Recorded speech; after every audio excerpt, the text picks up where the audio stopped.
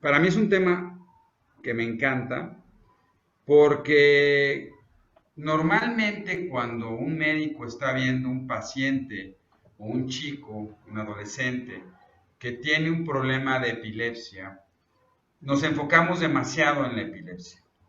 Pero hay que entender este fenómeno como un problema donde no solo tengo que resolver las crisis, sino lo importante y el objetivo que tenemos es mejorar la calidad de vida de nuestros pacientes.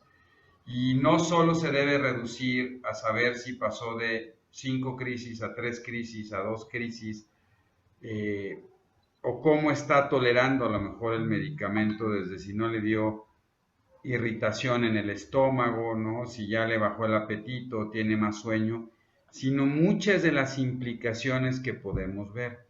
Es un mundo hablar de todos los fenómenos acompañantes de la epilepsia, sobre todo de la epilepsia infantil, entendiendo que la epilepsia es un problema que afecta a la actividad neuronal y que la tengo que ver donde la actividad neuronal anormal y las causas o los orígenes que provocó esta epilepsia también van a provocar otras alteraciones. El neurodesarrollo se va dando en un fenómeno paulatino, progresivo a lo largo de los primeros años de nuestra vida y por lo tanto si de repente tengo una alteración, una irritación de este fenómeno natural y normal de progresión de la enfermedad, es obvio que voy a tener otras alteraciones que se dan en el proceso del desarrollo. Muchas veces, y probablemente lo que más vemos, son problemas o trastornos del neurodesarrollo. Vamos a ir hablando a lo largo de la plática. Sé que hay muchos términos difíciles porque, bueno, así son, ¿no? Pero intentaremos ir paulatinamente hablando de estos y que entiendan la complejidad que tienen estos chicos y la gran necesidad que nosotros vemos de no solo ofrecer un tratamiento para el control de la epilepsia, sino de poder acompañarlos y lograr optimizar el desarrollo para que su calidad de vida y todo lo que puedan hacer sea potenciado y lo alcancen, ¿no? Y no solamente, como decía, estemos controlando el problema del desarrollo. Vamos a ir trabajando, este es mi hospital, el Hospital Infantil de México, el primer hospital para niños en Latinoamérica que ya tiene 76 años, exclusivamente, y mi casa en los últimos 25 años ya de mi vida y he trabajado.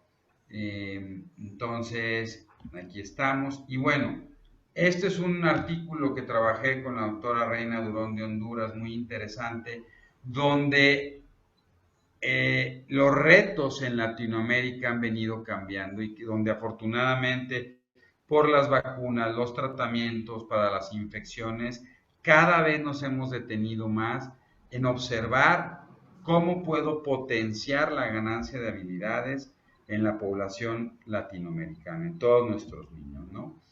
Es muy interesante porque siempre los fenómenos los tenemos que ver de forma bidireccional. Por ejemplo, los niños que suelen tener un problema del desarrollo, es muy común que tengan una epilepsia asociada. Aquí estoy viendo niños que tienen un problema primario del desarrollo, como puede ser parálisis cerebral, retraso mental, autismo, problemas en la movilidad de un solo lado de mi cuerpo que se llama hemiplegia, y vean los porcentajes que pueden tener de epilepsia asociada. Entonces, a lo mejor la primera manifestación de estos niños fue un problema motriz, fue un problema de lenguaje, fue un problema de autismo y luego se agregó un problema de epilepsia. Por otro lado, los pacientes que empiezan con epilepsia, es muy común que van a ir desarrollando o van a acompañarse de otro tipo de problemas. En esta tabla pueden ver, prácticamente consideramos que 8 de cada 10 niños tienen un problema conocido como comórbido. Comórbidos son problemas asociados que tienen un tratamiento y una manifestación totalmente independiente. Por ejemplo, el trastorno por déficit de atención con hiperactividad es un fenómeno del trastorno del neurodesarrollo que se da en muchos niños, pero que en pacientes con epilepsia es más frecuente que lo podamos ver. Entonces se considera un trastorno comórbido. Aquí pueden ver en esta tabla cómo, por ejemplo, casi 1 de cada 3 niños con epilepsia puede tener un problema de conducta y del comportamiento. Hay un ebook muy interesante que los invito a leer y lo pueden leer de Yacapap, donde hablamos de todas estas condiciones, muy dirigido a médicos, pero también algunos padres lo pueden ir viendo. Existen múltiples factores que correlacionan los problemas de epilepsia con trastornos del neurodesarrollo. Por ejemplo, estos factores neurobiológicos es, si yo tengo una lesión en la región del lóbulo frontal que está por arriba de mi ojo, más o menos a esta altura, pues esa lesión puede producir, además de la epilepsia, un problema de atención. Además, siempre nos hemos preguntado, ¿este fenómeno que estoy viendo de problemas de comportamiento, de atención y aprendizaje, es transitorio mientras mi hijo tiene epilepsia o voy a lograr curar la epilepsia y se va a quedar el fenómeno de problemas de aprendizaje o de conducta? Algo que hoy sabemos es que normalmente entre más temprano empiezan las crisis, o sea, entre más en un bebé probablemente veamos más problemas en el neurodesarrollo que si empiezo en la adolescencia. Y es por esto, por lo que sabemos, que es tan importante hacer un diagnóstico oportuno y empezar un tratamiento muy temprano, porque sé que si regulo y controlo las crisis y la epilepsia en mi paciente, tendrá menos impactos en el fenómeno del neurodesarrollo y podré evitar que sean a largo plazo. Hicimos un estudio en el Hospital Infantil de México ya hace algunos años con el doctor Vicente Rojas, donde vimos, por ejemplo, la calidad de vida en pacientes con epilepsia adolescentes en México. Y fíjense qué interesante, porque en general el área más afectada fue la percepción que tenían los pacientes.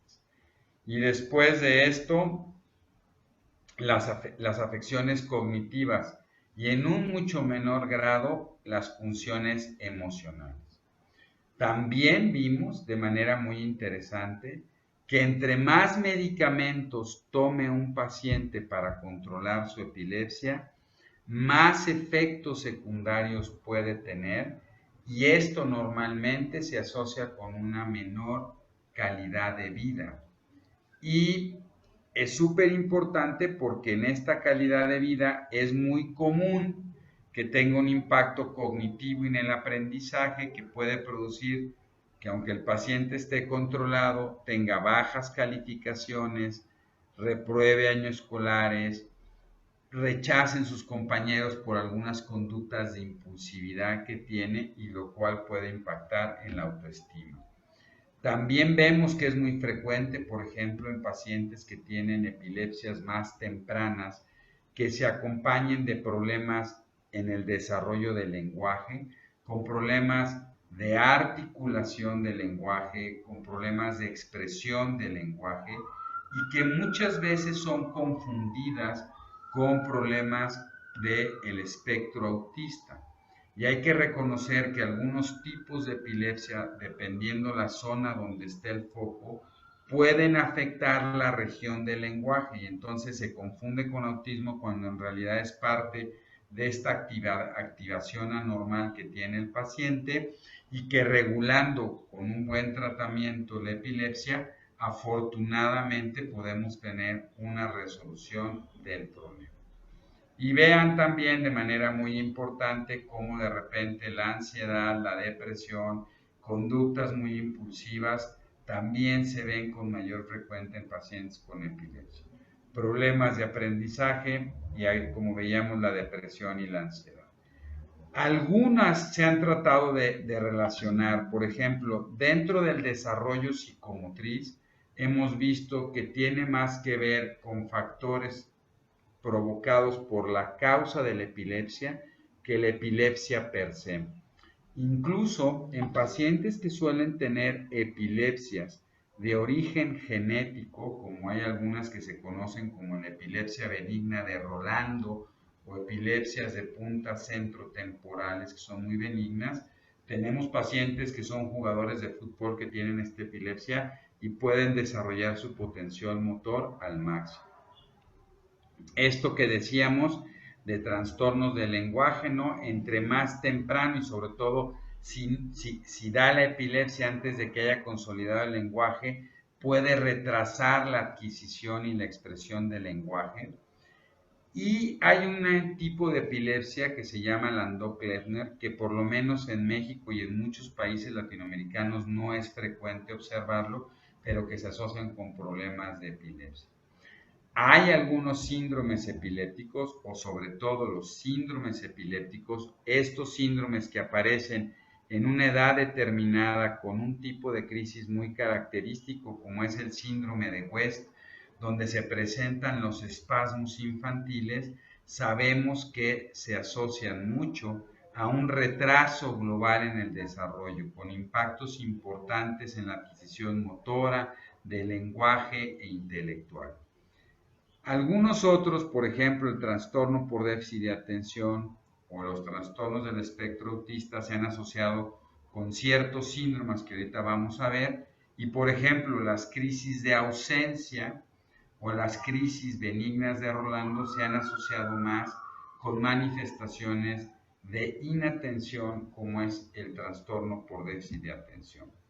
También es muy interesante, y esto fue un estudio que estuvimos haciendo, entre qué tanto estas variables demográficas entre los diferentes países hacen que se exprese más en un país que en otro. Les voy a enseñar una tabla muy interesante donde hay una gran diversidad, pero al final nos comportamos en todos los países de manera igual.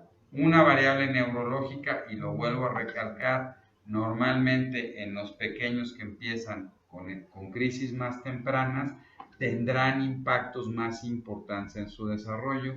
Y otra vez recalcar que aquí el control efectivo de las crisis tiene que ser el primer objetivo.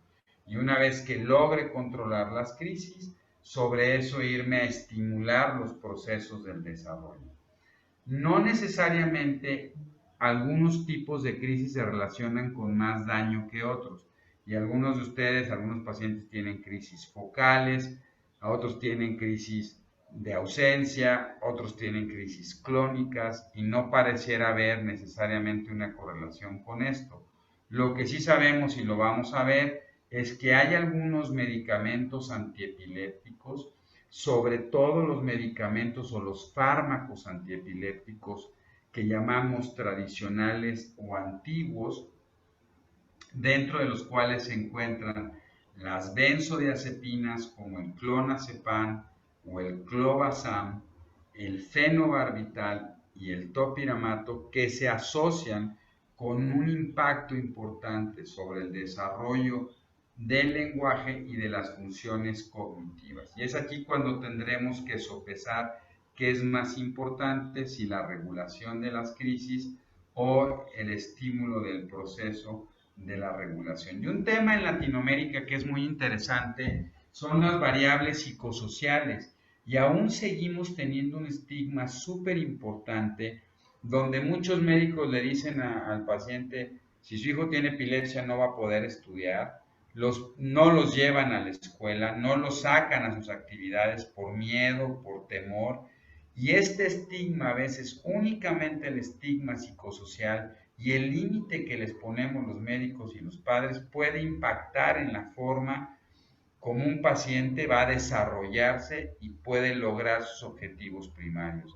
Y es muy importante, por eso decíamos, en la calidad de vida no solo es el control de las crisis, sino es lograr que este niño, esta niña pueda ir al colegio, pueda estudiar, pueda tener amigos, desarrollar deportes, etc. Y estas son algunas de las variables que sabemos, los tipos que pueden darme estas asociaciones con trastornos asociados, como es el tipo de epilepsia, el daño cerebral asociado, secundarias al tratamiento farmacológico, el impacto psicosocial y las causas propias. Si se fijan, es muy interesante esta tabla donde veo esta epilepsia mal controlada a las epilepsias controladas, y en amarillo van a ver los porcentajes de la población normal. Evidentemente, en epilepsias refractarias o en epilepsias que no se logran controlar de manera adecuada, va a ser mucho más frecuente que veamos trastornos de conducta, trastornos por déficit de atención y trastornos del espectro autista. En los pacientes que son bien controlados y que se mantienen con un solo tratamiento farmacológico antiepiléptico, en general los porcentajes se pueden igualar mucho a la población general. Esto es bien interesante porque en el comportamiento aquí van a ver, por ejemplo, esto que dice CAS, que es trastornos de ansiedad. Vean cómo comparando epilepsia contra cardiopatías, contra la consulta normal, fíjense cómo la epilepsia por el puro estigma puede llevarme a tener más ansiedad que una cardiopatía congénita cianógena grave. Y esto simple y sencillamente a veces puede ser otra vez el estigma y las situaciones que nosotros le estamos poniendo a nuestro paciente. Sí sabemos, y en este estudio del doctor Don, muy interesante, donde algunos tipos de epilepsia pueden impactar más sobre la memoria y sobre aspectos de la flexibilidad mental. Esto es en la resolución de problemas. Y lo que se ha visto en este trabajo, en el Comité de Psicobiología hace algunos años, es que entre más crisis tiene el paciente, más frecuente las crisis, da más problemas de atención. Si estas crisis son más prolongadas, me da mucho más problemas de memoria. Vean qué interesante cómo también el tipo de crisis y las manifestaciones que tiene se pueden asociar más con ciertos tipos de problemas. Y eh, algo que es muy interesante y que a veces hablan mucho es qué tanto los problemas del electroencefalograma se asocian. Y hablando con el doctor Dulac, Olivier Dulac, y aquí bueno, tendremos varias opiniones, pero en general nosotros no tratamos el electroencefalograma, sino tratamos la epilepsia. Entonces, a veces mucha gente intenta normalizar el electroencefalograma. Eso puede llevar a darle más medicamentos antiepilépticos y provocar más efectos secundarios, impidiendo que el paciente pueda llegar a tener un desarrollo normal. También es interesante entender que a veces hay algunos síndromes epilépticos que el electro puede salir normal durante el día, pero anormal en la noche, y es por eso que tenemos que ver cómo están logrando dormir. Cuando entendemos, por ejemplo, este proceso bidireccional, ven qué interesante. El trastorno por déficit de atención en la población general normal se da de un 5 al 12%, y en la epilepsia sabemos que entre el 2 y el 3% de la población puede llegar a tener epilepsia. Por lo tanto, es mucho más frecuente ver el trastorno por déficit de atención que ver pacientes con epilepsia. Esto quiere decir que nada más de hecho, en pacientes con epilepsia puedo ver fenómenos de trastorno por déficit de atención que pues le tocó al paciente tener epilepsia y tener TDA. Y esto es muy importante porque entonces el paciente tendría que recibir tratamiento no solo para su epilepsia, sino también para el trastorno por déficit de atención. Y de esta manera lograr alcanzar un desarrollo bastante adecuado. Muchas veces ha habido una gran controversia y miedo de saber si le puedo dar tratamientos como el metilfenidato. Normalmente hace algunos años se daba Ritalina, como se llama en Chile, Ritalina en México, que es metilfenidato de acción corta, y se pensaba que el metilfenidato se podían disparar crisis epilépticas. Hay muchos estudios que han demostrado que se puede utilizar metilfenidato de acción corta, de acción prolongada, o el sistema OROS, que se llama Concerta, no va a disparar más crisis y puede ayudar muchísimo con una eficacia y una seguridad importante. También hay estudios sobre la atomoxetina. La atomoxetina es otro medicamento que se puede utilizar para el trastorno por déficit de atención. Hicimos un estudio de los pocos publicados en el mundo donde tratamos un porcentaje de pacientes con una adecuada eficacia en la atención. La atomoxetina, a diferencia de metilfenidato, sí se metaboliza a nivel de hígado y queríamos saber qué tanto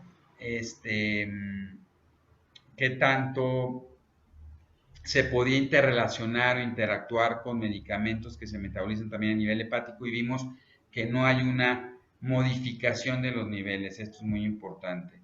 Y ahora hicimos un estudio con lisdexanfetamina, ¿no?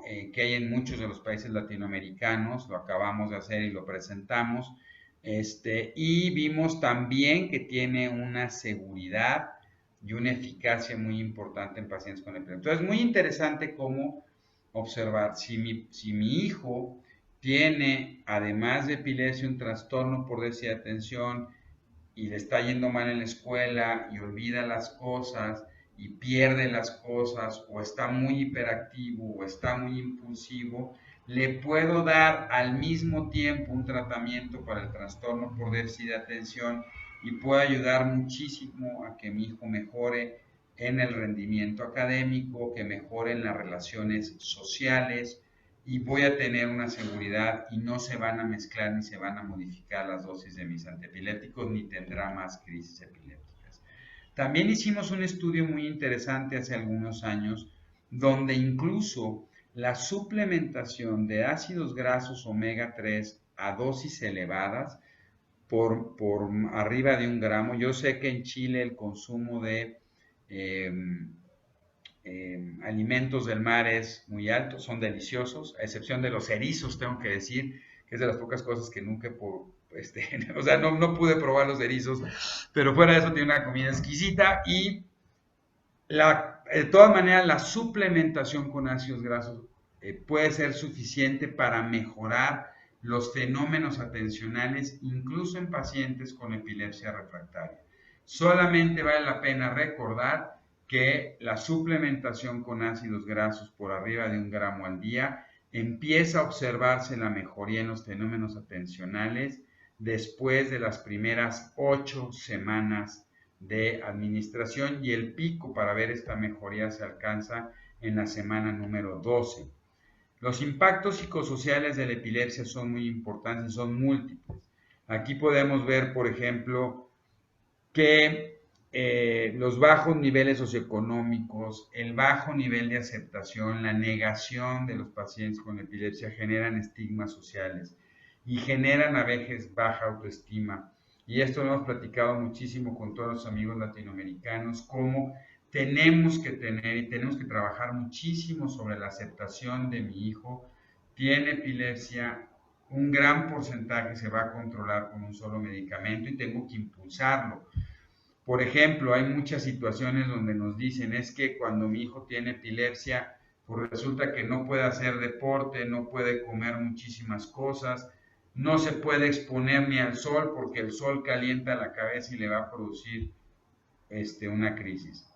Es vital que tengan una comunicación con un especialista en crisis o en epilepsia infantil, un neurólogo pediatra, para que puedan resolver todas sus dudas, porque como les comentaba, en muchos casos los pacientes pueden realizar una gran cantidad de deportes o de actividades deportivas, pueden ir al colegio, pueden prácticamente comer de todo, pueden tener una vida en la gran mayoría de los casos normal con algunas situaciones y esto evidentemente potenciar y nosotros no tratarlo como si el niño no pudiera hacer muchas cosas solamente porque tiene epilepsia. Tenemos que luchar y la Liga Internacional contra la Epilepsia ha venido luchando en los últimos 10 años para sacar la epilepsia de las sombras y quitar el estigma que se vuelve una cuestión súper importante. Bueno, aquí está un poco lo del trastorno por déficit de atención y vean qué interesante esta tabla. Hicimos esta encuesta hace algunos años, perdón que está en inglés, pero hicimos una encuesta hace algunos años entre diferentes países latinoamericanos el porcentaje de crisis parciales, que hoy se llama crisis focales, y vean el porcentaje de años que han fallado en la escuela. Y fíjense la gran diversidad y diferencias que tenemos, que se han venido acortando conforme cada vez hay una mayor difusión y cada vez entendemos que estos chicos pueden bajo tratamiento alcanzar niveles de rendimiento escolar mejor, y estamos preparando para tratar de volver a hacer una tabla comparativa y ver la mejoría en los rendimientos escolares y sociales en nuestros chicos, ¿no? Hay un artículo que también escribimos, un grupo que está en la revista hondureña, y que hablamos de muchas de estas alteraciones, sobre todo el déficit de atención, y entendiendo, como decíamos, que los tratamientos son muy eficaces y que pueden lograr una mejoría importante. Otro grupo importante, el que estuvimos trabajando en la Comisión de Psicobiología de Epilepsia y Autismo de la ILAE, se hizo un task force con el doctor Roberto Tuchman y la gente de Autism Speaks, donde estuvimos tratando de establecer la frecuencia de los pacientes que tienen autismo. Y algo que observamos y que hemos venido trabajando de manera muy interesante, fíjense esta tabla también latinoamericana cuando hicimos la encuesta, hay un pobre reconocimiento de pacientes con problemas de lenguaje y del espectro autista en pacientes con epilepsia. Y eso es porque muchas veces el médico no lo piensa. Y de repente ni siquiera había una escala establecida para utilizarlo. Hoy ya hay escalas, se pueden utilizar el A2 o el CARS para la identificación temprana. Fíjense cómo también se daba básicamente solamente un tratamiento que era la risperidona, que es un antipsicótico atípico o un neuroléptico, que se tenía muchas dudas si se podía utilizar o no. Hoy sabemos que en chicos que tienen epilepsia y que tienen datos del espectro autista con dificultades conductuales, dificultades en la socialización, se pueden utilizar varios de los medicamentos para tratar de mejorar las conductas y el proceso, sobre todo agitación psicomotriz. Y hay varios estudios, nosotros hicimos algunos, primero con risperidona, también hicimos donde vimos la eficacia y la seguridad en estos pacientes. Solamente a veces hay que tener cuidado con, por ejemplo, la risperidona puede aumentar de peso, y si lo doy con otro antiepilético que aumente de peso, hay que estar vigilando nomás la dieta. También se puede llegar a utilizar olanzapina, aunque aquí sí, desafortunadamente, se dispara mucho el peso y eso a veces dificulta el control y hay que tener cuidado con los ajustes. Pero también se puede utilizar y no son medicamentos que se hayan observado que pueden tener que puedan tener otras alteraciones. Y eso es de olanzapina.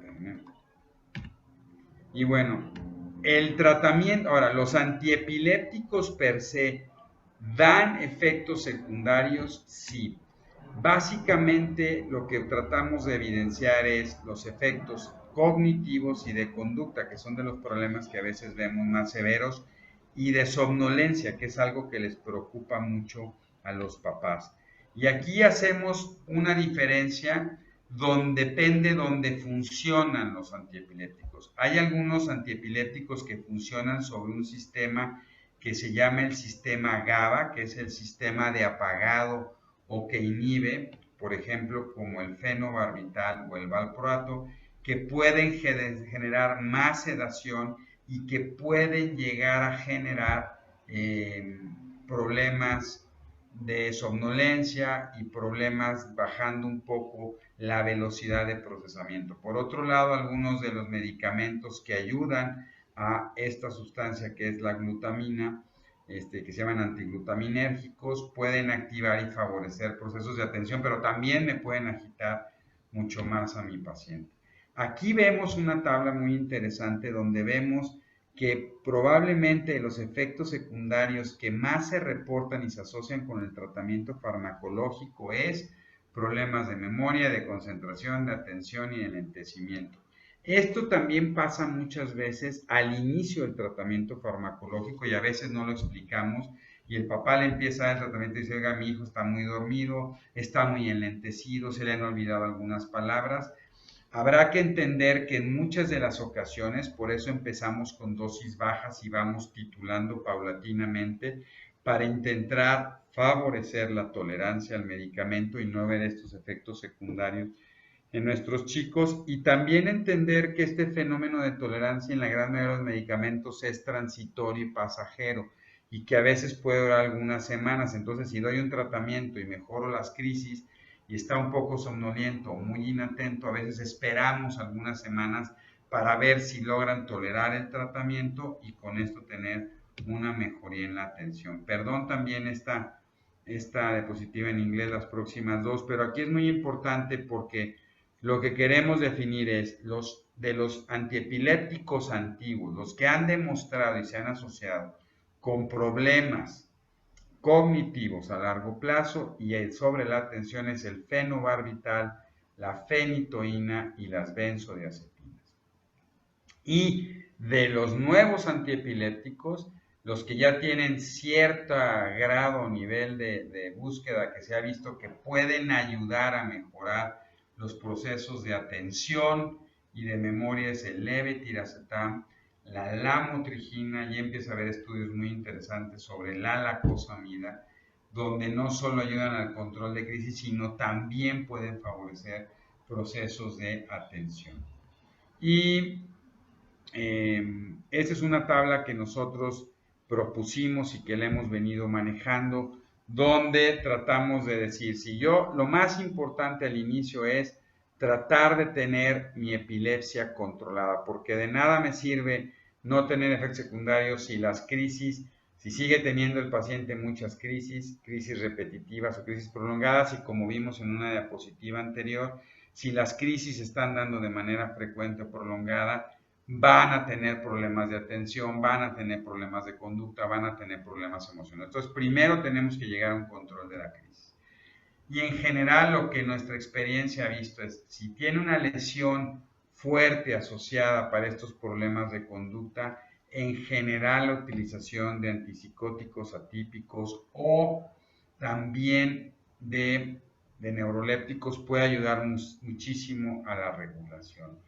Algo que hay que estar también de manera muy interesante, y lo van a ver, es que a veces los chicos están pasando por un fenómeno, y eso se lo oía a Loreto hace algunos años, muy interesante, ¿no?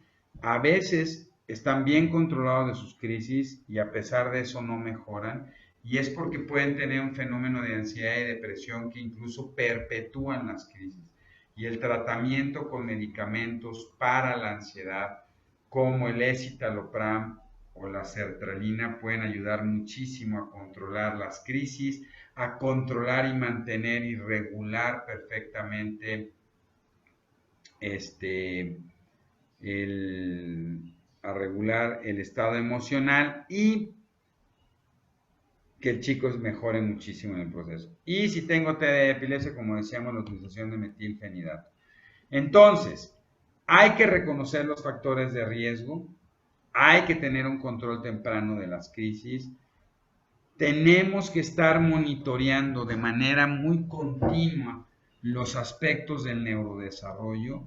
No me tengo que esperar 4 o 5 años para ver, pues ya se controló las crisis, yo ahora empiezo a tratar. En general nos tenemos que dar 2 o 3 meses para el control de la epilepsia, y una vez que logro el control de la epilepsia, tengo que empezar a tratar los trastornos asociados comórbidos y evitar las bajas expectativas. Y algo que también se nos olvida mucho es trabajar y dar este apoyo psicosocial a las familias.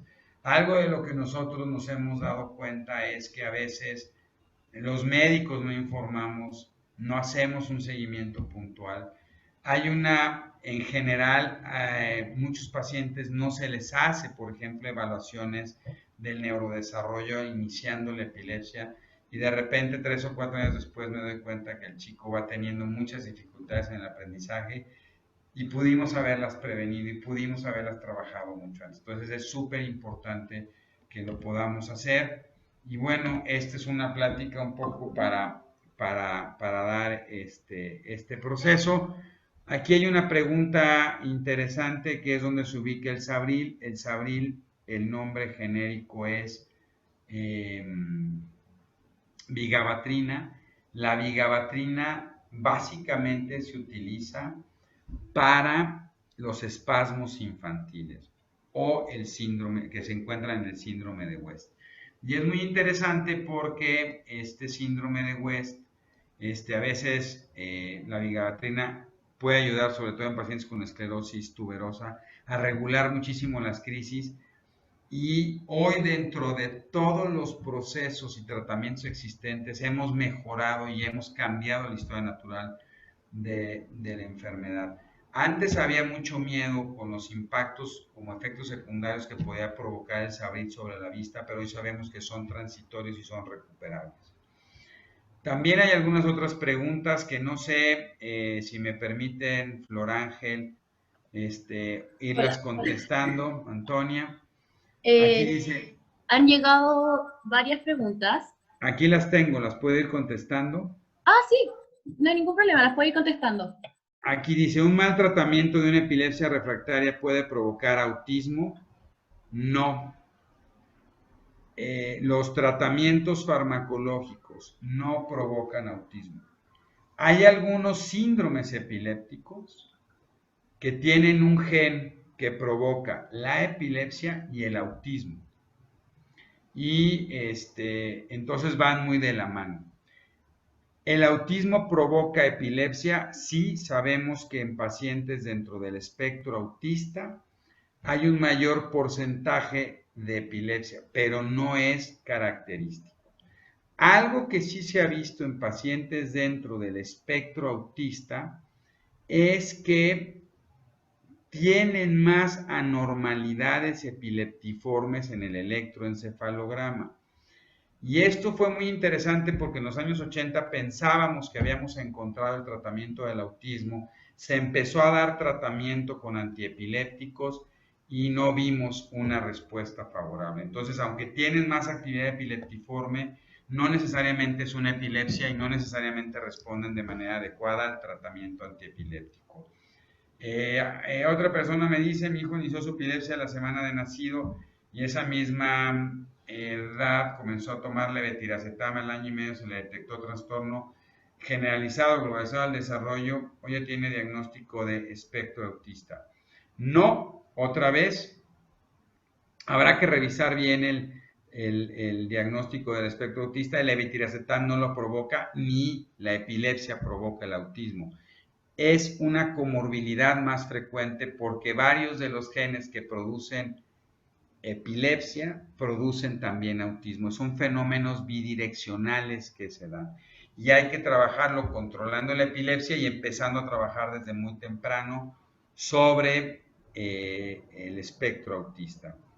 Según mi experiencia, una persona que tiene crisis de epilepsia nocturna al dormir, pero en tratamiento con un solo medicamento, es mejor que sin epilepsia nocturna, pero en tratamiento con muchos medicamentos.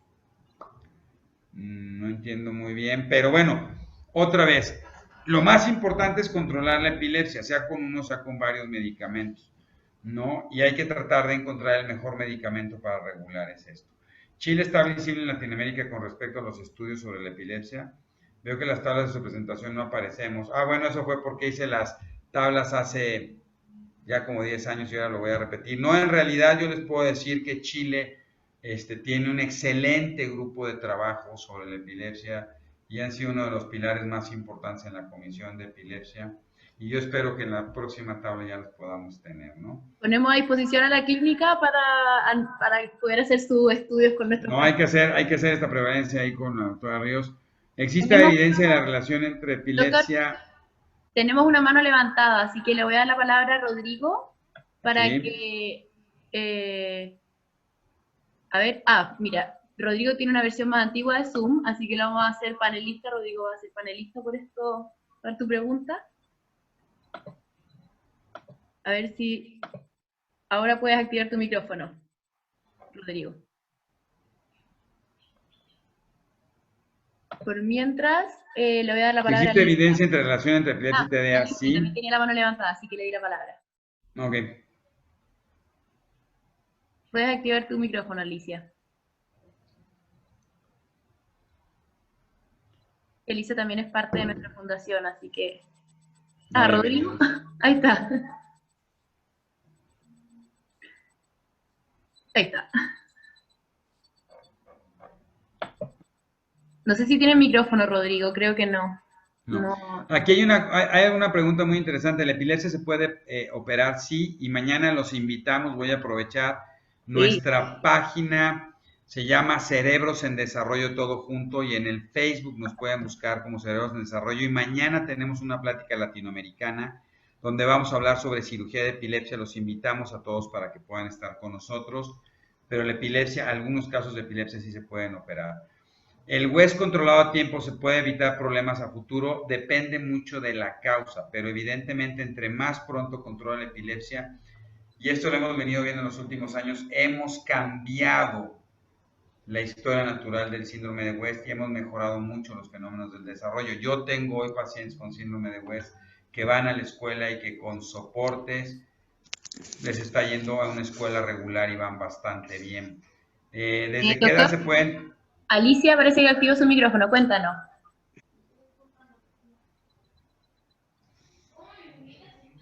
¿Hola? Hola.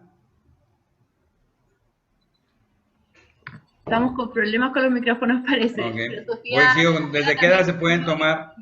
y Sofía tiene la mano levantada, así que le voy a dar la palabra para que pueda, que tiene hartas preguntas en el chat, escribió. Para ver si puede conectarse. El TDA no se puede prevenir, pero el TDA sí lo puedo trabajar de forma muy temprana para evitar los impactos sobre el desarrollo. Se pueden presentar problemas de conducta si al principio no hubo definitivamente, y esto a veces que le pregunten a los que tenemos adolescentes o adultos jóvenes y no se pueden presentar problemas de conducta después, porque es muy multivariado. También cuando hay cambios de medicamento, también puede haber problemas de conducta, ¿no? Eso se puede dar. ¿Desde qué edad se pueden tomar psicóticos atípicos? Desde edades muy tempranas, como desde los 2 años de edad. Perfecto. Aquí, Sofía, puedes hablar ahora. ¿Puedo hablar? Sí. Hola. Hola, ¿Se hola. escucha bien? ¿Sí se escucha? Que la doctora Ríos nos haya dado esta oportunidad. Estoy apuradita escuchando la charla porque yo en este momento estoy en un hospital acá en el sur de Chile, en Punta Arenas. Estoy de turno con un trabajo parto ahí medio complicado, pero aproveché de escucharlo. Mire, mi hijo tiene una epilepsia refractaria que debutó en el año, a los 3 años de edad con una encefalitis autoinmune, pero negativa, que tiene una respuesta parcial a corticoides y finalmente respondió a la plasmaféresis. Okay. Desde hace un año que, gracias a Dios, caí en las manos de la doctora Ríos, que la amo, nuestro angelito, y ya somos dos. Ha estado mucho mejor, pero Max tiene estudio genético normal, su estudio de autoinmune de líquido cefalorraquídeo también salió negativo para autoanticuerpos, pero él persiste con crisis que son en salvas, son muy curiosas. Él hace crisis unas 15 veces al mes, pero son en salvas, como en 3 o 4 días. Y a pesar de la triterapia, y que las crisis no son clínicamente tan fuertes, son como crisis de ausencia, que tiene disartria y que no duran más de 40 segundos, siguen y siguen. Y todas esas cosas que usted nombró en sus diapositivas, claro, tiene muchas de esas, trastornos de conducta, trastornos de aprendizaje, en fin.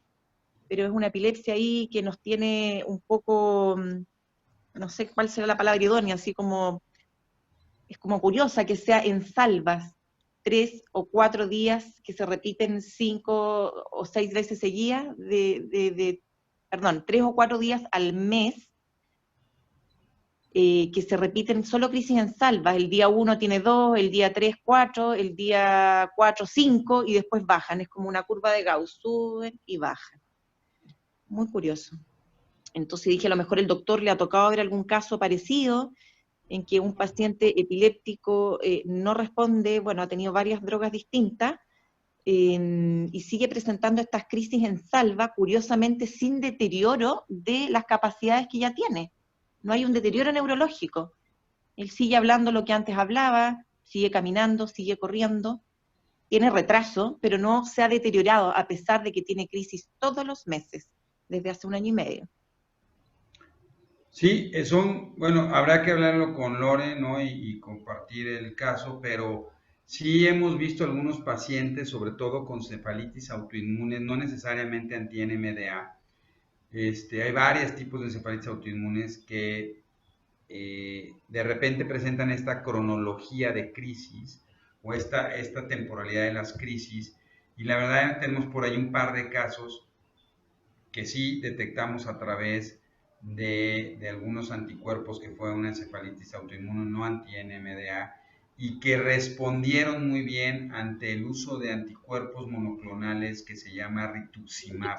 El rituximab son anticuerpos monoclonales que se utilizan para enfermedades autoinmunes, y estos 2 pacientes han logrado estar libre de crisis después del inicio de rituximab. Entonces, digo, esa es la experiencia que tenemos, habría que ver el caso de su hijo, pero bueno, puede ser una alternativa, sobre todo cuando no tengo una evidencia tan clara, y si no fue una anti-NMDA, pero sí parece una evidencia de una encefalitis autoinmune, la respuesta antimonoclonales.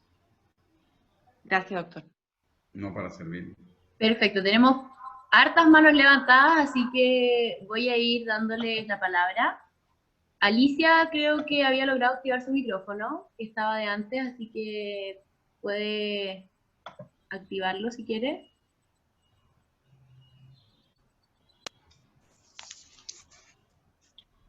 ¿Alicia? No te escuchamos, Alicia.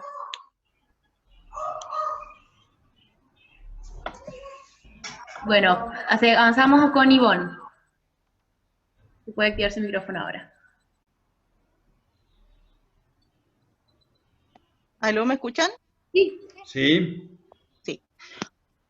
Hola, doctor. Bueno, yo tengo una hija de 9 años. Ella empezó a los 3 días de nacida con convulsiones. A los 6 años recibimos el diagnóstico. Ella tiene una mutación genética que se llama GNAO1. Hay muy pocos casos en el mundo. Ella tiene una epilepsia, el gen viene con epilepsia y a la vez viene con movimientos involuntarios, los cuales nos hace confundir las crisis con los movimientos de repente.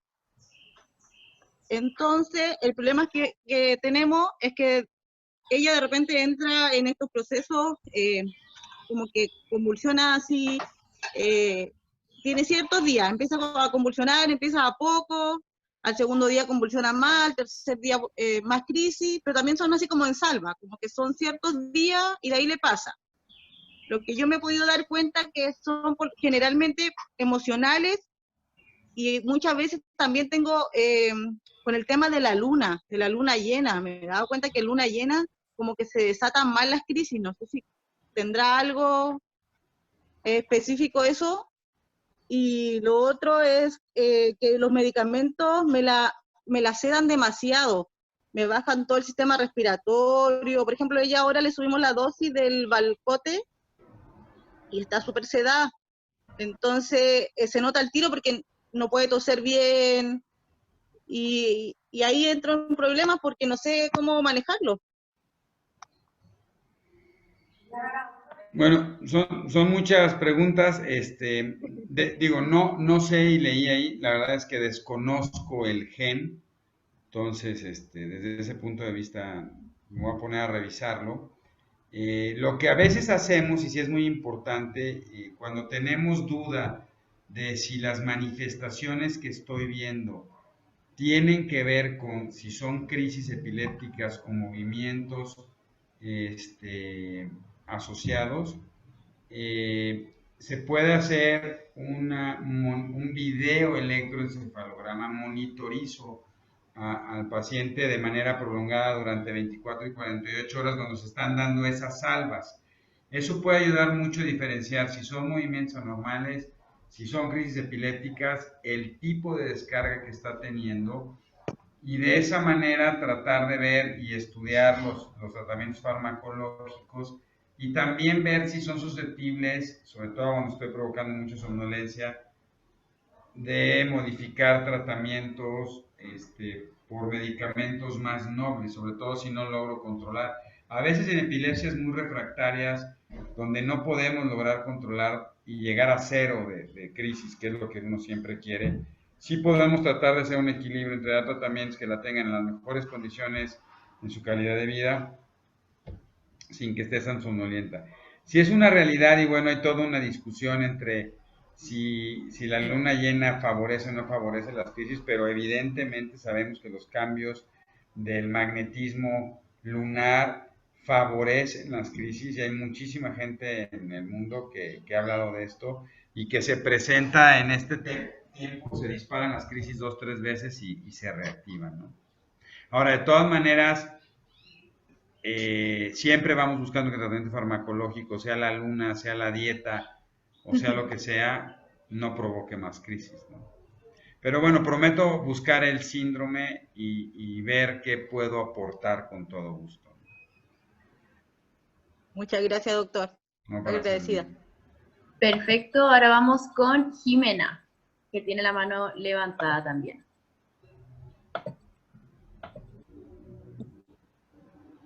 Hola, ¿me escuchan? Sí, Hola, mucho gusto. doctor, mucho ¿Cómo gusto estamos? verlo. Soy la mamá de Amanda Banderas. Conversamos hace un tiempo atrás, usted me dio el dato de la doctora Lore Ríos. Estamos felices porque nos ha cambiado la vida, así que eternamente agradecida por eso, doctor. Qué bueno, qué bueno.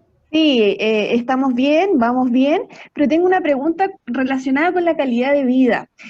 Bueno, yo soy de formación psicóloga y lo que yo detecto es que para mí hay una relación entre el estrés y la probabilidad de aumentar crisis. Y en ese sentido, nuestros hijos, al estar sometidos constantemente a exámenes, tomas de sangre, etcétera, por lo menos mi hija cada vez que va al médico, ella ya el estrés está desde entrada. Y por ejemplo, hoy noté que fuimos a hacerle una radiografía de tórax porque está un poco resfriada y terminó llorando con crisis, empezó a hacer espasmos que no había hecho hace mucho tiempo. Entonces, pensando, ¿existe evidencia, doctor, de que el estrés aumente la probabilidad de crisis? Y si es así, Sí, ¿se han sí, sí, sí, sí, sí, generado? está perfectamente estudiado, y los cambios emocionales y el estrés agudo puede favorecer, es un disparador de crisis. No es causa de crisis, pero sí es un disparador de crisis, definitivamente. Perfecto, entonces ahí habría que como desarrollar esta línea de quizás toda una terapia que tenga que ver con antiestrés o mindfulness. Hay un montón de, podríamos decir, alternativas para que los niños se relajen, y yo creo que ahí hay un tremendo desafío en temas de medicina, de que los contextos en los cuales los niños viven esta situación sean mucho más amigables. O sea, en el fondo para mi hija es súper estresante y lo noto, y de hecho ahora tuvo crisis que no había tenido hace mucho tiempo porque lloró, lloró, lloró, lloró, lloró y sufrió. Entonces esa era mi Totalmente. primera pregunta. Sí, Pero no, nomás para decirle, ya hay toda una serie de estrategias, tanto con medicamentos de nueva línea que han disminuido de manera importante la toma, por ejemplo, de exámenes de sangre, y también en una mayor conciencia de no estar tomando exámenes electro cada mes o cada situaciones. Eso ayuda mucho. Y el trabajo con la familia. Es muy importante que la familia también esté controlada. Por eso para nosotros es súper importante estas asociaciones que apoyan a los padres, ¿no? Que les expliquen a los padres, y que definitivamente, porque somos una familia que estamos todos favoreciendo el desarrollo. Entonces, el hecho de trabajarlo, hoy viene mindfulness, ¿no? Floor time también se empieza a trabajar, y algunas técnicas sobre psicoterapia para ayudar a los niños, como es explicarles, ¿no?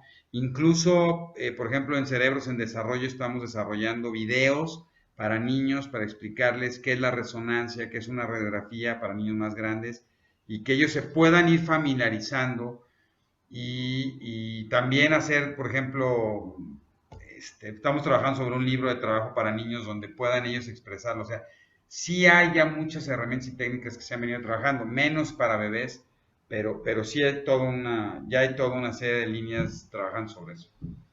Muchas gracias, doctor. Voy a averiguar. Y lo segundo, que es para finalizar, es que mi hija ha tomado fenobarbital, levetiracetam, ácido valproico, lamictal, ACTH, grifoclovan, y vamos sacando y poniendo, sacando y poniendo. Y bueno, mi hija tiene un daño cerebral de base, que tuvo un accidente cerebrovascular en la etapa prenatal.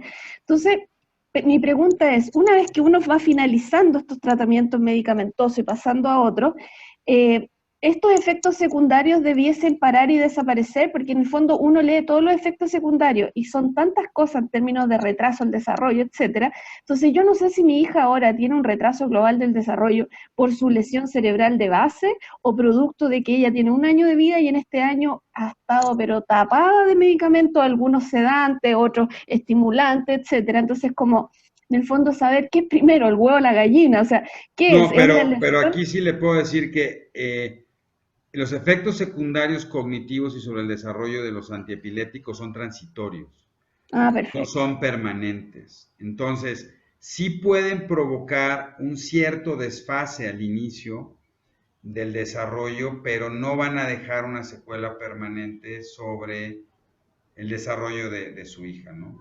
Y es más probable que sea por la lesión estructural que tiene Ujú. la que viene arrastrando, y bueno, por el síndrome de West, los espasmos infantiles per se, esta actividad caótica de ipsarritmia genera como un freno de mano, ¿no?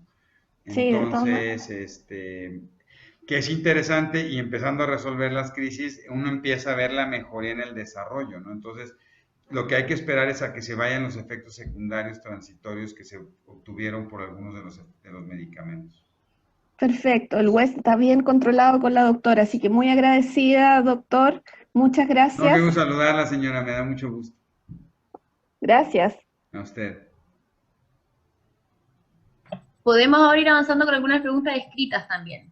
Que, Sí, ¿qué efectos produce? Bueno, aquí dice, doctor, mi hijo tiene una epilepsia temporal, es un niño súper normal y probablemente va a estar así. Sí, lo más seguro es que así siga. Ahora, recuerden que, por ejemplo, los trastornos del neurodesarrollo aparecen a ciertas edades. El trastorno por déficit de atención se empieza a manifestar más a partir de los 6 años de vida. Entonces, a lo mejor tengo mi hijo que tiene 4 años, está súper normal, va muy bien, y de repente a los 6 años empieza a tener TDA porque iba a tener trastorno por déficit de atención. No tiene nada que ver con la epilepsia ni con el tratamiento farmacológico. Pero en general, cuando va muy bien, no debe tener nada, ¿no?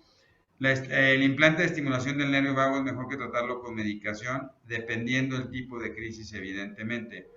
Este, pero hay que reconocer que hoy los antiepilépticos nuevos definitivamente tienen mucho menos impactos cognitivos que los antiepilépticos más antiguos y esto ha ayudado muchísimo a tener un desarrollo y una mejoría en las expectativas de nuestros hijos, ¿no? La epilepsia puede producir cianosis. Cianosis es una coloración azul. La epilepsia produce, en algunos tipos de epilepsia produce cianosis, que se da sobre los labios y sobre las uñas. Y esto a veces puede ser por modificación de crisis o porque la crisis se va modificando con la edad, pero sí la puede presentar. La única manera de saber si el hueso está controlado es a través del electro. Lo primero, lo más importante, pues es no tener actividades clínicas, ¿no? ¿Cómo sé que ya no tiene hueso? Pues porque ya no tiene espasmos. Ahora, lo primero que cambia es el espasmo y luego cambia la actividad eléctrica normal. Entonces, sí, no teniéndole ya con crisis y esperando que el electroencefalograma mejore después de algunos meses, es una manera de decir ya no tiene en este momento la manifestación de West. Los efectos que produce la vigabatrina más frecuentes, sobre todo de inicio en niños que les da muchísimo sueño, y este efecto que se habla mucho sobre la reducción eh, de la visión, es un efecto transitorio que una vez que desaparece, no se da en todos los niños, la verdad es que nosotros lo hemos visto muy poco en México y es transitorio y se recupera al 100%. El ácido valproico es un buen complemento con la vigabatrina para el síndrome de West, puede ser un buen complemento para el tratamiento con síndrome de West, está dentro de los 2 o 3 medicamentos de fármacos que se utilizan para controlar el síndrome de West. Hola, mi hijo hace una semana ha tenido un cambio de conducta, está llorando todo el día y agitado como ansioso. ¿Podría ser algún indicio de síndrome ansioso? Estoy preocupado. Sí, y hay que reconocer que en la pandemia, y no sé cómo estén, pero en Chile más o menos han andado igual que en México. Me dijeron que ya, hoy hablé con unos chilenos que van a empezar allá a soltarlos, ¿no? Y liberar un poco el encierro, pero pues todos estos meses ha favorecido problemas de ansiedad, problemas de sueño. Y por allá había una pregunta muy interesante, es, si mi hijo no habla, ¿cómo me puedo dar cuenta que está ansioso? Están mucho más irritables, están más explosivos, están más sensibles y pueden estar comiendo más o con problemas de sueño. O sea, no necesariamente va a llegar su hijo, sobre todo a los escolares, y decirle, mamá, estoy ansioso, no, sino es a través de estos cambios de conducta. Entonces, si ustedes están viendo que en las últimas semanas sus hijos están más irritables, más sensibles, con mayores cambios de conducta, no pueden dormir, dolor de cabeza, o por ejemplo, ya controlaban los esfínteres para ir al baño y ya los perdieron, pueden ser manifestaciones. ¿Existe alguna relación entre el dolor de estómago muy intenso y los episodios de crisis epilépticas? Sí, evidentemente, algunos tipos de crisis, no todos, algunos tipos de crisis, la primera manifestación se llaman disautonómicas, del problema del sistema nervioso autónomo, y a veces el disparador es que les duele el estómago o sienten una inflamación estomacal o les puede doler la espalda o síntomas o ganas de ir al baño, y ese es como la primera manifestación de la crisis y luego se desarrolla la crisis. Entonces definitivamente sí.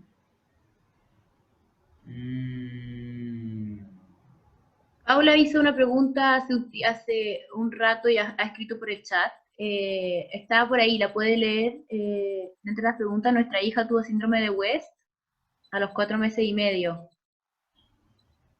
No sé si la puede ver por ahí en la parte de pregunta y respuesta. Me voy a ir aquí tantito nada más, porque nos escribieron de Panamá, me da mucho gusto, un saludo a Ah, Panamá. No, ahí tenemos grandes amigos ahí en el canal. De mi bebé de años 7 meses nació con una cardiopatía congénita. Fue operado a los 2 meses, tiene un diagnóstico de epilepsia generalizada y toma Keppra desde el primer día de nacido. Ha logrado todos sus hitos, pero veo que el lenguaje le está costando. La realizaron la prueba de Batel y salió un desfase del lenguaje. ¿Esto puede ser algún indicio de otro problema en el futuro? Sí, evidentemente sí. Los niños, había que ver la cardiopatía congénita que tiene, pero como decíamos, es común que niños que empiezan con epilepsias muy tempranas puedan tener impactos en el desarrollo del lenguaje, y aquí lo que hay que hacer es empezar a trabajar desde manera muy temprana con el lenguaje. A lo mejor nada más es un trastorno del lenguaje y un trabajo terapéutico adecuado lo podrá resolver. No necesariamente estamos pensando en que vaya a tener autismo o algo más.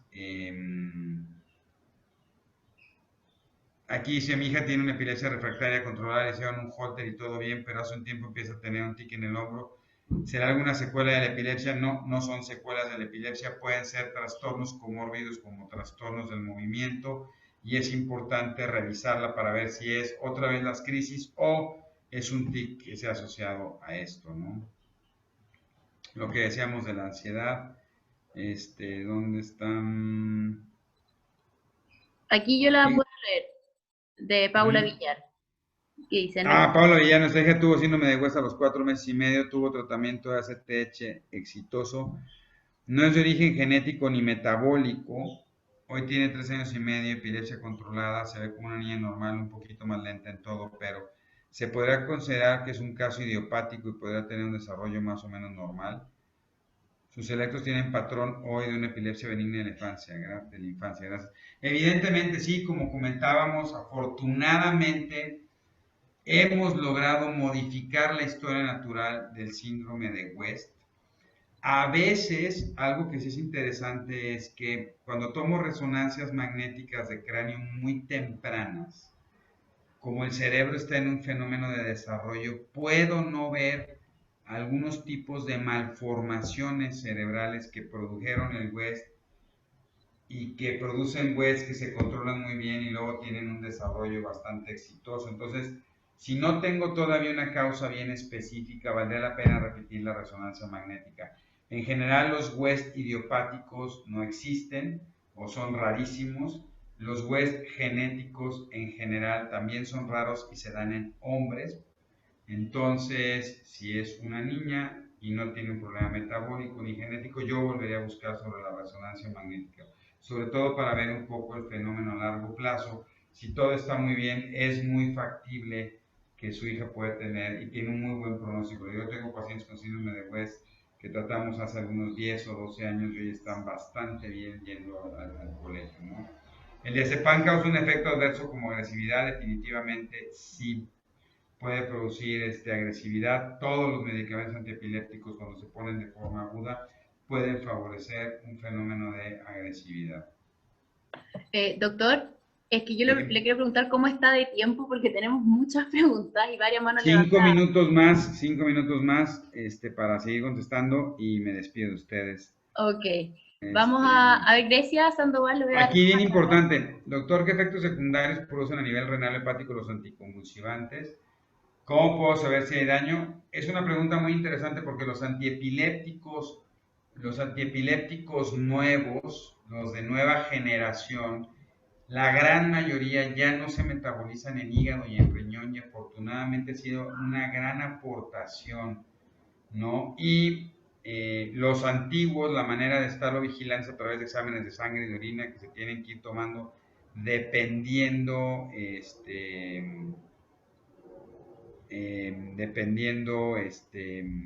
el tipo de medicamento. Hablando de tecnología, ¿qué opina de los relojes Embrace? La verdad es que ha sido muy difícil las experiencias y aún seguimos teniendo muchos problemas. Varios de mis pacientes que han comprado relojes de seguimiento para ver lo de las crisis, en realidad ha sido muy, muy difícil poder tener un buen seguimiento en el registro y monitoreo, y ahora más bien lo que se está planteando son implantes que se llaman implantes cerebrales profundos, donde lo puedo poner cercano al foco epileptogénico, sobre todo se está empezando a usar en adultos, y yo tener una app donde puedo empezar a ver cuando empieza a existir una irritabilidad de ese foco epileptogénico, y eso me ayuda a tomar decisiones, pararme en la carretera, tomarme un medicamento. Eso es algo de lo más nuevo que hay.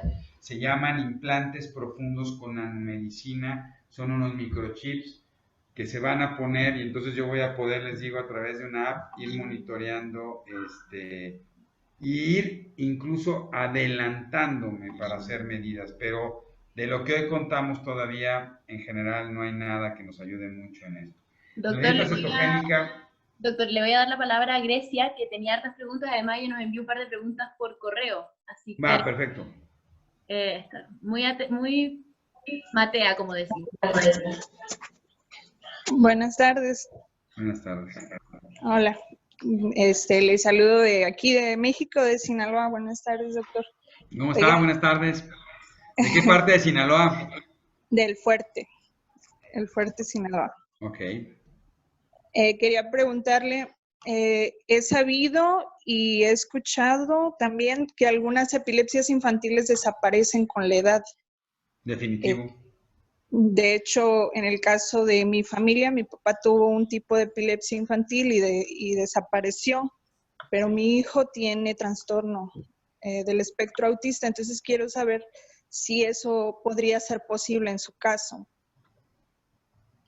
Bueno, o sea, lo que se ha descrito, y hay un grupo muy interesante, que es el grupo del doctor Caraballo en Argentina, que junto con el doctor Natalia Fergerman describieron muchas de las epilepsias benignas de la infancia, que se han descrito por defectos pequeños genéticos que de repente dan crisis durante 1 o 2 años y desaparecen y no vuelven a regresar, y cada vez hay más síndromes epilépticos benignos descritos, pero eso es para ciertos tipos de epilepsia donde normalmente no están involucrados los niños que tienen espectro autista. Entonces, en general, las epilepsias asociadas al fenómeno del espectro autista normalmente son defectos genéticos importantes o cromosómicos, como en el síndrome de Angelman, por ejemplo, donde pueden tener síndrome de West y trastornos del espectro autista. Entonces, probablemente él tenga que tener toda la vida entonces su tratamiento epiléptico. Bueno, si su hijo tiene, además del espectro autista, epilepsia, habría que revisar el caso, ¿no? Porque hay casos muy particulares y no quisiera decir cosas que no en casos particulares, pero definitivamente en las epilepsias benignas de la infancia no se asocian con datos o trastornos del espectro autista. Okay. Deja de ser benigna en el momento que aparece entonces el trastorno. Definitivamente. Okay. Sí, porque benigno se refiere a varias cosas, ¿no? Las epilepsias benignas es que son por un defecto genético pequeño, no tienen un impacto sobre el neurodesarrollo, o sea, no producen ni retraso mental, ni discapacidad intelectual, ni retraso motriz, ni espectro autista, y normalmente producen pocas crisis en general y se controlan de manera fácil con un antiepiléptico y la duración es corta. En el momento en que ya tengo un espectro autista ya perdió la benignidad. Muy bien. Bueno, muchísimas gracias. No, para servirle, señora. Doctor, yo creo que ya por tiempo vamos a tener que dejar las preguntas hasta aquí, pero les quiero decir a todos muchas gracias por su participación y que estoy viendo varias de las preguntas y hay algunas que, por ejemplo, pregunta aquí por la dieta cetogénica. Vamos a tener dentro de nuestro ciclo de charlas gratuitas para padres, vamos a tener una charla sobre dieta cetogénica. También vamos a, donde están muy invitados y si quieren me dejan su correo y yo se los envío cuando sea. Y también vamos a tener, porque preguntaron por cannabidiol, la doctora Ríos, nuestra directora médica, va a hacer una charla sobre este tema porque ella está llevando a cabo un estudio de los aceites de cannabidiol. Bueno, pues yo les quiero agradecer muchísimo, ha sido un honor poder platicar con ustedes, saludarlos hasta allá, que estén de lo mejor y muchas gracias por poder conversar conmigo, un honor. Muchas gracias, doctor, por acompañarnos. Muchas gracias, doctor, porque hay muchas dudas sobre el tema y ha sido muy clara su presentación, así que muchas gracias. Bueno que les gustó, les agradezco muchísimo, que estén muy bien, un saludo a todos. Yo también. Se me antojó una paltita así sabrosa, pero ya podremos en algún momento. Y uno vino, estuvo muy ilustrativa, muy buena tu charla, doctor, muchas gracias. Muchísimas gracias, que estén de lo mejor. Okay. Y yo le aviso a las personas, antes de que se vayan, que la próxima charla tiene que ver un poco con lo que habló el doctor hoy, sobre que si uno empuja y uno no niega la posibilidad de estudiar a su hijo, que no piense que por la epilepsia no va a poder desarrollarse. Bueno, nuestra próxima charla la va a dar un miembro de la fundación, un amigo mío que tiene 25 años ya y está estudiando periodismo, está terminando la carrera y tiene una epilepsia refractaria y sigue teniendo epilepsia, toma quepra hasta el día de hoy y ha tenido una vida relativamente normal, como su grupo de amigos, estudia una carrera y va a contar un poco su experiencia de que si, aunque se tenga epilepsia, se puede. Y no es un impedimento. Las grabaciones del curso las vamos a subir a YouTube y les enviaré yo el correo, el link, una vez que lo subamos, porque el video ahora tiene que procesarse y después subirlo a YouTube y se demora un tiempo. Entonces yo creo que mañana o pasado les voy a enviar un correo con el link de la grabación. Y, sobre el tema del cannabidiol, vamos a tener esta charla por el estudio que está haciendo la doctora Ríos junto con el doctor Orlando Carreño.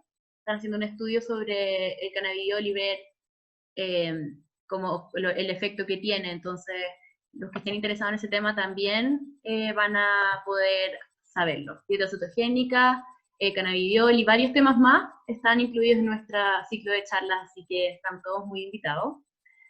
Muchas gracias a todos por conectarse hoy y los esperamos el próximo martes. Pueden escribirme por correo para ver qué otros temas tendremos y también el Instagram. Bueno, el Instagram es nuestro canal oficial de información en donde se pueden ver las últimas noticias. Así que muchas gracias a todos, muchas gracias Flora Ángel, que me dice que se quiere despedir. ¿Puedes poner la cámara, Flora Ángel? Ahí está. El apoyo a la fundación también de la clínica, fue una charla muy interesante. Y qué bueno que sigan viniendo charlas de este tipo en el ciclo que viene ya la dieta cetogénica y la de CBD, porque como también ahí te ayuda a ver, hay hartos papás que tienen dudas al respecto. Perfecto. Bueno, y recordarles también a los papás que están ahí que existe la Fundación Aura, y nuestro propósito también es darles apoyo también, sobre todo en este tiempo de pandemia, con medicamentos, con algunas ayudas que podrían servirles también en este momento. Y bueno, hacer socios, hacer parte de eso, de esta iniciativa que es muy bonita y es muy necesaria, así que por lo tanto quedan todos invitados a ser socios de la Fundación Aura, y si necesitan algún apoyo o alguna ayuda, nos pueden escribir a apoyo@fundacionaura.cl y ahí vamos a estar felices de poder ayudarlos. También, muy importante eso.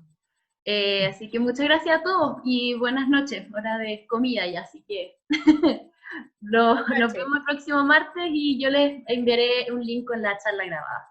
Muchas gracias a todos.